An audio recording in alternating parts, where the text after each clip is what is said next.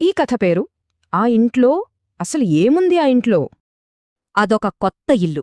కాని ఆ ఇంటికి ఒక పాత శాపముంది. ప్రతాప్, శృతి ఎన్నో ఆశలతో ఆ ఇంట్లో కొత్త జీవితాన్ని మొదలుపెట్టారు. ఇంటిని చాలా ప్రేమగా అలంకరించుకున్నారు. వాళ్ళ ఆనందానికి అసలు అవధులే లేవన్నమాట. కాని ఆ సంతోషం ఎంతో కాలం నిలవలేదు. వాళ్ల జీవితం ఒక్కసారిగా మారిపోయింది.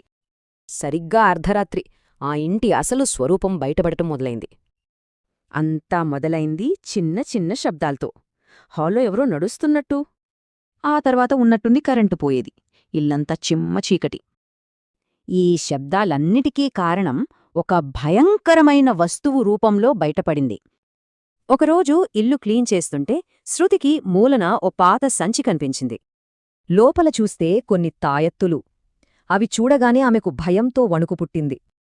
శృతికి ఇలాంటివి నమ్మకం, కాని ప్రతాప్కి అస్సలు నమ్మకం లేదు. తను కుట్టిపారేశాడు. కాని ప్రతాప్ నమ్మే లోపే ఆ కంటికి కనిపించని శక్తి తన పని మొదలుపెట్టింది. శృతి ప్రతాప్కి ఫోన్లో చెప్తుండగానే అంతా చకచకా జరిగిపోయింది. ప్రతాప్ వంటగదిలోకి పరుగెత్తుకెళ్లాడు. అక్కడ శృతి కింద పడిపోయి స్పృహలో లేదు. ఇక్కడే ఈ కథలోని అసలు భయం మొదలవుతుంది. ఆ ఇంట్లో ఏదో ప్రమాదం దాగి ఉంది. అంటే ఆ ఇంట్లో ఒక అశుభ శక్తి ఉంది. అది కొత్తగా వచ్చిన వాళ్లని వదలదు. సో ఈ కథ మనకు ఏం చెప్తోంది? పాత వస్తువులని, మూలలని అంత తేలికగా తీసుకోకూడదు. అందుకే ఒక్కసారి ఆలోచించండి. మనముంటున్న ఇళ్లల్లో మనకు తెలియని రహస్యాలేమైనా ఉన్నాయా?